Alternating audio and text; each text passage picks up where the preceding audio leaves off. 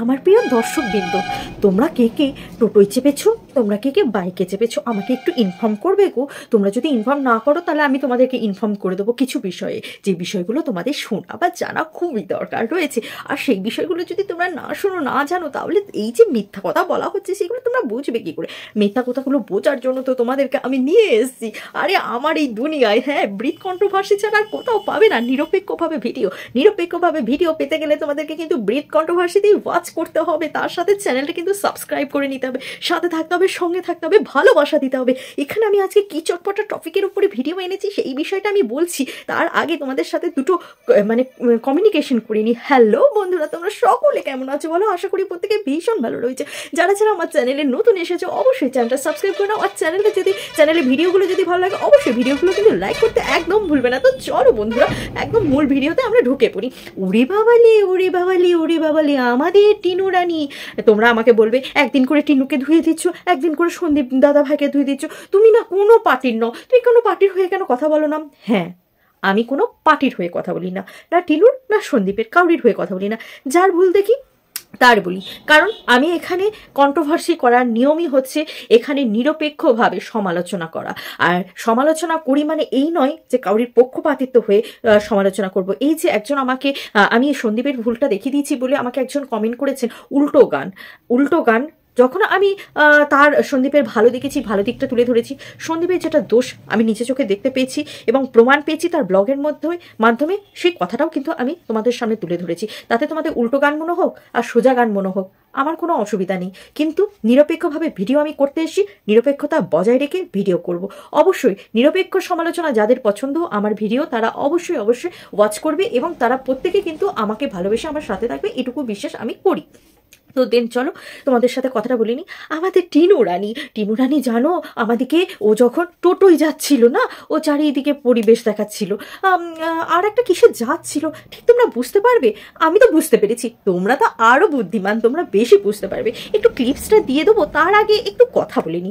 আচ্ছা শোনো, তোমাদের ওখানে এমন কি গাড়ি আছে বলো তো, যে গাড়িগুলোতে ওই বাইকের মতন আওয়াজ হবে, বাইককে চালালে একটা যেরকম আওয়াজ হয় সেরকম আওয়াজ হয়, আর পিছন দিকটা খোলা থাকবে, এরকম কোনো গাড়ি রয়েছে নাকি বলো তো? এরকম তো টোটো নয়, অটো নয়, তাহলে কি গাড়ি? বাস নয়, বাসটা সে হয় নাকি এরকম আওয়াজ? টোটো আমাদের এখানে ভটভটি রয়েছে, তোমাদের ওখানে কি বলে আমি জানি না, বাট সেগুলো এখন চালু নেই, সেগুলো শুধুমাত্র মালপত্র নিয়ে যায়। তা আমি একটা কথা বলি, উনি নাকি বললেন, আমাদের টিনু রানী বললেন যাওয়ার সময় বাবার সাথে যাব এবং বাবার সাথেই আসবো, কারণ বাবা নাকি ইয়েতে যাবে, তারপরে ডিউটিতে যাবে। তা বাবার সাথে যখন আসছিল তখন তো আমাদেরকে দেখালে পারতো যে বাবার সাথে কিসে করে আসছিল। তা টোটোতেই যদি আসে তাহলে পিছনের দিকে এই ভিডিওটা যখন করলো, কি করে করলো? পিছনের দিকে এই যে লোকজন আসছে, এইরকম মানে বাইকে করে লোকজন আসছে, ওদের গাড়ির পিছন এটা কি করে দেখালো? নিশ্চয়ই হতে হবে বাইক। তাহলে আমি বলি, শক্তি কাকু নমস্কার। শক্তি কাকু আপনি যদি বাইকে করে মেয়েকে নিয়ে যান তাহলে আপনার বাইকটা কি হলো? আপনি কি বাইকটা জমা রেখে দিলেন নাকি? না কি হলো আপনার বাইকটা? বুঝলাম না তো ঠিক। আসার সময় টোটোতে কেন এলেন? ও কাকু বলুন না, আপনার মেয়ে কার গাড়িতে চেপেছিল? নতুন গাড়ি কার গাড়িতে চেপেছিল আপনার মেয়ে? একটু বলবেন। ও কাকু, আপনার মেয়ে যাওয়ার সময় আপনার সাথে যদি গিয়ে থাকে তাহলে আপনাকে দেখালো না কেন? আসার সময় নিজে আগে টোটোতে বসলো, তারপর বাবা এসে টোটোতে বসলো, টোটোতে যাওয়ার সময় সাইডগুলো দেখালো, বাট বাইকে যাওয়ার সময় বাইকের আওয়াজ তোমরা ভালো করে ক্লিপসটা শোনো, একটু আমি ক্লিপসটা দিচ্ছি, দেখে নাও। দেখতে হবে।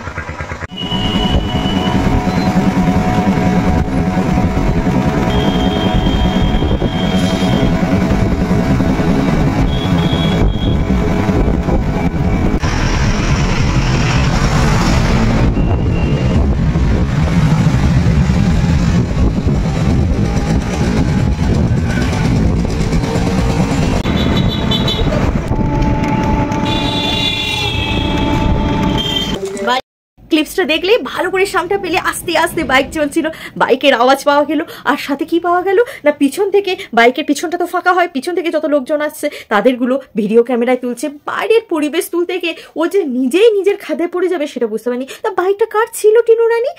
তো স্পেশাল ম্যানটা কে ছিল? স্পেশাল ম্যান দাদা তো চলে গেছিল, বাবা তো বলে তোমার সাথে যাবে, বাবা তো বাইক নিয়ে যায়নি। বাবা যদি বাইক নিয়ে যেত তাহলে তো বাইকে করিয়ে আসতে, তা তো বাবা তো বাইকে করে নিয়ে যায়নি, বাবা তো টোটোতে গেছিল। তাহলে কার সাথে? কার সাথে?